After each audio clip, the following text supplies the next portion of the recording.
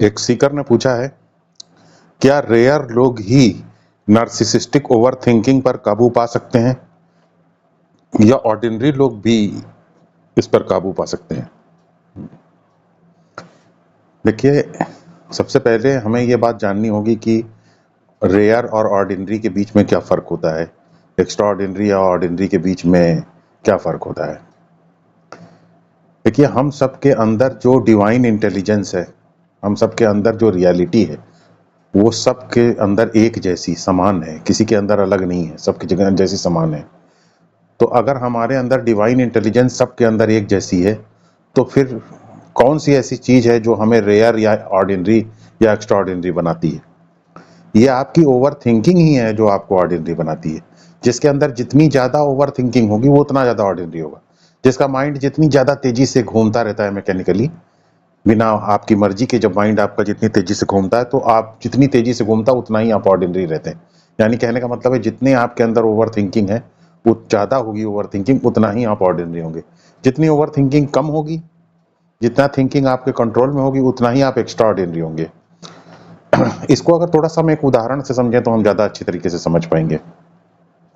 जैसे कि मान लीजिए कोई व्यक्ति है, वो अपने घर में खड़ा होकर के ये कहे कि हम ऑर्डिनरी हैं क्योंकि हमारे घर में सूरज की रोशनी नहीं आती है, हमारे घर में सिर्फ बादल दिखाई देते हैं।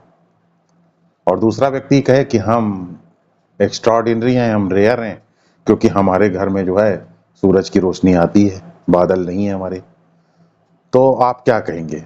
बताइए, क्या बादल जो है, सूरज तो सबके लिए एक समान रोशनी देता है कि ऐसा होता है कि सूरज किसी के लिए कम रोशनी देता हो, किसी के लिए ज़्यादा रोशनी देता हो?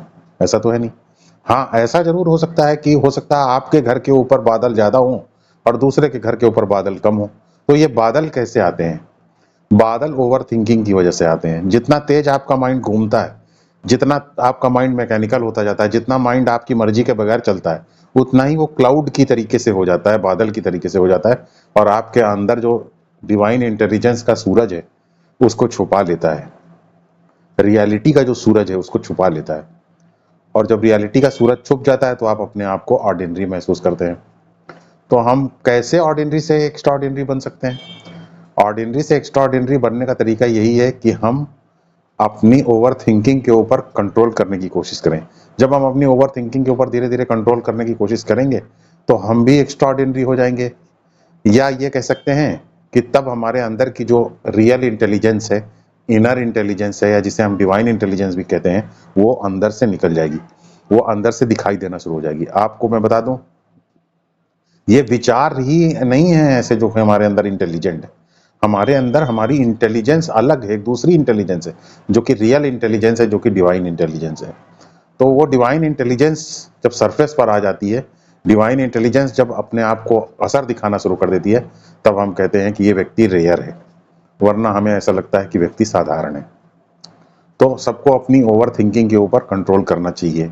जितना हम अपनी ओवर थिंकिंग के ऊपर कंट्रोल कर पाएंगे, जितना हम अपने माइंड के ऊपर कंट्रोल कर पाएंगे, उतना ज़्यादा हमारी डिवाइन इंटेलिजेंस अपने आप को अभिव्यक्त करती जाएगी, उतना ज़्यादा हम रेयर व्यक्ति की तरीके से नजर आएंगे दूसरे दूसरे लोगों को। एक बात यहाँ पे और भी बता देना महत्वपूर्ण है, वो ये है कि जब आपकी डिवाइन इंटेलिजेंस छुप जाती है आपकी ओवर थिंकिंग की वजह से, वो नार्सिसिस्टिक रिलेशनशिप की वजह से भी हो सकती है, किसी और की वजह से भी, किसी और कारण से भी हो सकती है। जब भी आपका माइंड तेजी से चल करके आपके डिवाइन इंटेलिजेंस को छुपा देता है, तो फिर माइंड की जो छोटी इंटेलिजेंस है वही आपके का सहारा बन जाती है। जैसे कि कोई व्यक्ति रात में दिए की रोशनी से अपने आसपास के अंधेरे को दूर करने की कोशिश करे, तो जब दिया की रोशनी से आप दूर करने की कोशिश करते हैं और दिया दिया हमेशा टिमटिमाता रहता है, टिमटिमाता दिया कभी भी बुझ सकता है, तो बगल में दूसरा व्यक्ति अगर उसको थोड़ा सा भी हवा लग जाती है उस व्यक्ति की वजह से, तो आप कहते हैं कि ये व्यक्ति बहुत खराब है, इसने हमारे दिए को बुझाने की कोशिश कर रहा है। आपका भी कहना गलत नहीं है, क्योंकि आप तो देखने के लिए पूरी तरीके से उस दिए के ऊपर ही निर्भर हैं। लेकिन जब आप अपनी ओवर थिंकिंग को धीरे धीरे रोक देते हैं, तो क्या होता है कि आपके अंदर का जो रियल इंटेलिजेंस का सूरज है वो उगना शुरू हो जाता है। और जब ये रियल इंटेलिजेंस का सूरज उगना शुरू हो जाता है, तो फिर आपके अंदर एक नई इंसाइट पैदा होती है, एक नई दृष्टि आपके अंदर पैदा होती है, और तब आप अपने माइंड के विचारों के टिमटिमाते दिए से देखने के लिए मजबूर नहीं होते, बल्कि आपकी दृष्टि के अंदर का जो रियल इंटेलिजेंस का सूरज है उस दृष्टि से आप देखते हैं। और तब आप, कोई अगर आपके उस दिए के ऊपर थोड़ी सी ठेस भी पहुंचा देता है, उसको थोड़ा सा हवा भी मार देता है, तो आपके ऊपर कोई फर्क नहीं पड़ता, क्योंकि आपके अंदर तो डिवाइन इंटेलिजेंस का सूरज उग ही चुका है। तो कहने का मतलब ये है कि ये जो ओवर थिंकिंग है, यही ओवर थिंकिंग हमें ऑर्डिनरी बनाती है। ऐसा नहीं है कि कुछ रेयर लोग ऐसे होते हैं जो ओवर थिंकिंग को रोक पाते हैं और दूसरे लोग जो है साधारण लोग नहीं रोक पाते, ऐसा नहीं है। आप अपनी ओवर थिंकिंग को रोक दीजिए तो आप रेयर हो जाएंगे, क्योंकि ओवर थिंकिंग जो है वो बादल की तरीके से है। ओवर थिंकिंग हमारे, जब हम कहते हैं कि ओवर थिंकिंग बादल की तरीके से है, तो इसका दूसरे शब्दों में मतलब ये है कि जब हम ओवर थिंकिंग को रोक देते हैं तो फिर हमारा जो माइंड है वो ट्रांसपेरेंट हो जाता है, पानी की तरीके से, शीशे की तरीके से साफ हो जाता है, तरल हो जाता है, बादल की तरह नहीं रह जाता, शीशे की तरीके से पारदर्शी हो जाता है। और जब माइंड हमारा शीशे की तरीके से पारदर्शी हो जाता है, यानी उस माइंड की थिंकिंग हमारे नियंत्रण में आ जाती है, तो फिर हमारे अंदर का जो सूरज है वो माइंड को शीशे की तरह साफ जो माइंड है उसको पार करके हम उसकी दृष्टि से दुनिया को देख सकते हैं। तो इसलिए आप साधारण नहीं है, बस आप अपने उन चीज़ों को दूर कीजिए जो आपको साधारण बनाती हैं, और वो चीज़ है आपकी narcissistic over thinking. Narcissistic relationship की वजह से जो आपके अंदर पेनफुल ओवर थिंकिंग चलती रहती है उसको रोकने की कोशिश कीजिए, बस, तो आप भी रेयर बन सकते हैं। इसी क्रम में एक सीकर ने पूछा है, जाप इत्यादि के बाद भी विचार चलते रहते हैं तो क्या करें? देखिए, जाप करने के साथ विचार चलते रहते हैं क्योंकि आप थोड़ा एक्सटर्नल सपोर्ट भी दीजिए, माइंड को एक्सटर्नल सपोर्ट दीजिए। जैसे हमारे शास्त्रों में बताया जाता है कि सब कुछ भगवान कर रहे हैं, तो जब सब कुछ भगवान कर रहे हैं तो आपको सोचने की क्या जरूरत? कल जीवन कैसा होगा कोई इसके बारे में कुछ प्रेडिक्ट कर सकता है? कोई प्रेडिक्ट नहीं कर सकता। हवा समय सही समय पर चलती है, सूरज सही समय पर चलता है, आ जाता है, सीजन सही समय पर बदल जाते हैं, पानी सही समय पर अवेलेबल हो जाता है, फसलें सही समय पर उगाती हैं, ऋतुएं सही समय पर बदलती हैं। ये सब भगवान की वजह से हो रहा है, ये आप तो बदल नहीं रहे हैं। तो कहने का मतलब ये है कि हम, शास्त्रों में जैसा बताया गया है कि सब कुछ भगवान ही कर रहे हैं, सब कुछ भगवान की वजह से ही होता है, एक एक पत्ता भी सृष्टि में भगवान की वजह से ही हिलता है। जैसे कि ये उंगली है, तो ये उंगली ये सोच सकती है कि मैं खुद अपने आप को चला रही हूँ, लेकिन अगर दूसरे नजरिए से देखें तो आपको पता चलेगा कि उंगली अपने आप को नहीं हिला रही है, बल्कि पूरा शरीर इस उंगली को हिला रहा है। तो ये ज्यादा सत्य प्रतीत होता है कि ये पूरा शरीर उंगली को हिला रहा है, क्योंकि शरीर के बगैर इस उंगली का कोई अस्तित्व नहीं है। उसी तरीके से पूरी सृष्टि ही आपको चला रही है, आप नहीं अपने आप चल रहे हैं। जैसे उंगली को पूरा शरीर चला रहा है, वैसे ही पूरी सृष्टि आपको चला रही है, आप नहीं अपने आप को चला रहे हैं, सृष्टि की इंटेलिजेंस से ही आप चल रहे हैं। तो जब आप ये बात समझ जाते हैं तो फिर, जब सृष्टि ही आपको चला रही है, कल क्या हो जाएगा इसका कुछ पता नहीं है, सृष्टि ही सब कुछ करने वाली है, तो सृष्टि की इंटेलिजेंस के ऊपर डिपेंड रही है, तो आपको सोचने की क्या जरूरत है? ऐसा विचार अपने दिमाग में लाइए कि मुझे कुछ सोचने की जरूरत नहीं, इतने दिन से मैंने सोचा लेकिन उससे मुझे क्या फायदा हुआ? ऐसा सोचिए कि इतने दिन से मैंने सोचा लेकिन मुझे कोई फायदा नहीं हुआ। सृष्टि को भगवान चला रहे हैं, जब भगवान की इंटेलिजेंस सृष्टि को चला रही है तो हम क्या सोचें? हमें सोचने की क्या जरूरत है? ये सोच करके थोड़ी देर के लिए चुप हो जाइए, अपने माइंड को कहिए कि बस चुप रहो, अब सोचो नहीं, थोड़ी देर के लिए, कुछ वक्त के लिए, 1 मिनट के लिए चुप हो जाइए, 2 मिनट के लिए शांत हो जाओ। जब माइंड 2 मिनट के लिए शांत हो जाए, अब आप चुपचाप जाप कीजिए।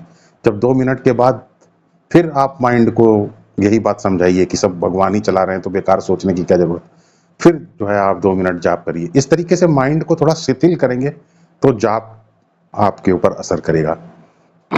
और धीरे धीरे धीरे धीरे धीरे धीरे जब जाप का असर आपके ऊपर आने लगेगा, आप शांत होने लग जाएंगे। जब शांत होने लग जाएंगे तो आपको फिर मजा आने लग जाएगा। तो इस तरीके से जाप को करते हैं। कभी कभी ऐसा होता है कि बहुत ज़्यादा टेंस सिचुएशन होती है, बार बार विचार आ ही रहे होते हैं, हम कुछ कर नहीं पाते हैं, हेल्पलेस होते हैं। तो ऐसी स्थिति में हम अपने चित्त को और फंसा लेते हैं। जैसे कि मुंह से जाप कर रहे हैं लेकिन उंगली जो है ऐसे ऐसे चला रहे हैं, अंगूठा ऐसे ऐसे चला रहे हैं, फिर इस हाथ का भी चलाने लगे, दोनों हाथ से चल करने लगे, या ऐसे एक काल्पनिक माला ऐसे चला रहे हैं, या आंख के अंदर ओम नमः शिवाय जो भी मंत्र हम जाप करते हैं उसको अपने अंदर देख रहे हैं चलते हुए, जैसे शादी में चलता है राम वेट सीता, वैसे ही यहाँ पे दिमाग में चलता हुआ देख रहे हैं, और दोनों हाथ से इधर। तो चित्त जो है आप क्या कर रहा है, दोनों ये भी चला रहा है, अंगूठे भी चला रहा है, अंदर वो भी चला रहा है, मंत्र भी चला रहा है, और साथ ही साथ मुंह से जाप भी चला रहा है। तो चित्त फंस गया। अब जब चित्त इतनी चीजों में फंस गया, तो चूंकि चित्त बहुत ज्यादा एंगेज है, तो माइंड मतलब चित्त जो है विचारों को नहीं चला पाएगा, तो विचार हल्के पड़ने लग जाएंगे, कंट्रोल में आने लग जाएंगे।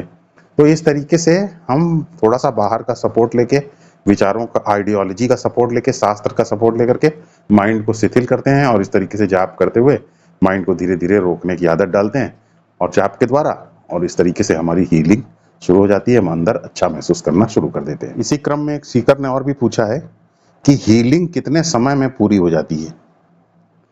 देखिए, ये बात समझिए कि हीलिंग कोई रिजल्ट नहीं है हाई स्कूल का कि जो निकल आया, अखबार में छप गया। हीलिंग कोई क्लाइमैक्स नहीं है कि आज उसको टाइम में मेजर किया जा सकता है, जैसे रेलवे स्टेशन पे ट्रेन के टाइम को हम मेजर कर सकते हैं, ऐसा नहीं।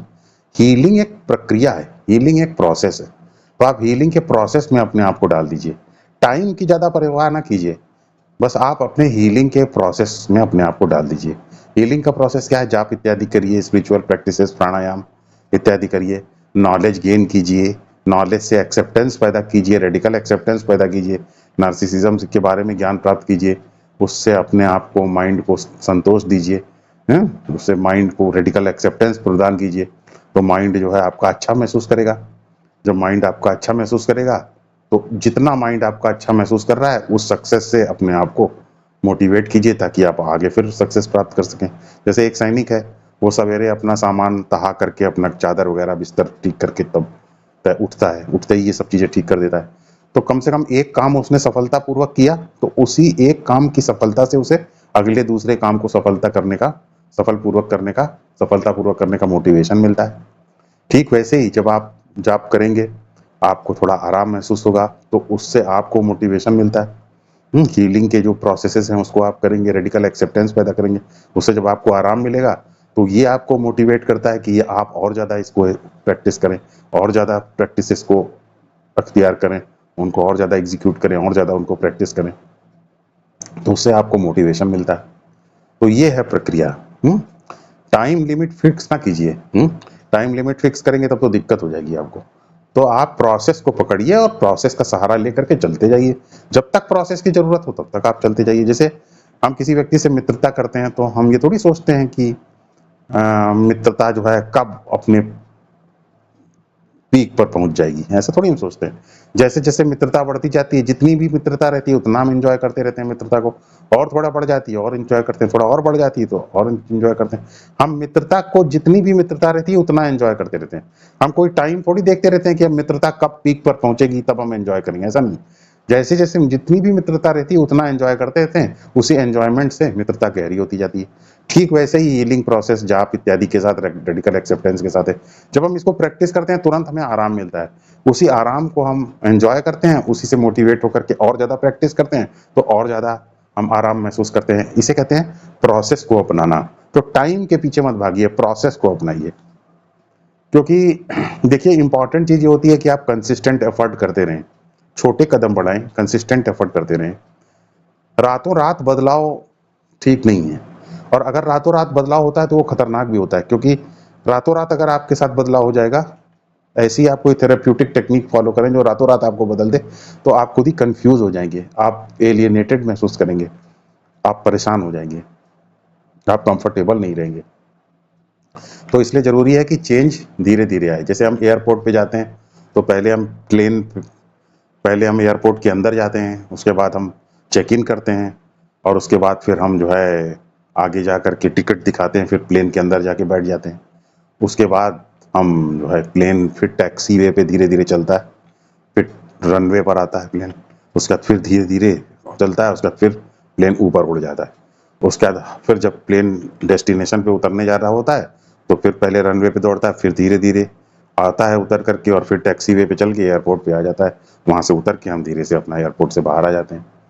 तो यह है नेचुरल प्रोसेस। अब अगर हम ये कहें कि हम सीधे ही प्लेन से ऊपर कूद पड़ेंगे जहां हमारा घर है, तो वहां से कूदने में हम पहुंच तो जल्दी जाएंगे, लेकिन हमारी स्पीड इतनी ज्यादा होगी कि हमारी समझ में ही नहीं आएगा कि हम नीचे जब आ रहे होंगे कि हम नीचे आ रहे हैं कि हम ऊपर जा रहे हैं। हवा का ड्रैग लगेगा तो हमें समझ में आएगा कि हम ऊपर जा रहे हैं, तो हम समझ नहीं पाएंगे कि ऊपर जा रहे हैं कि नीचे जा रहे हैं, तो हम कंफ्यूज हो जाएंगे। वैसे ही जब बहुत तेजी से टेक्निक्स हमारे साथ काम करती हैं तो हम कंफ्यूज हो जाते हैं कि टेक्निक हमें काम कर भी रही है कि नहीं भी कर रही है, उससे हम कंफ्यूज हो जाते हैं बुरी तरीके से।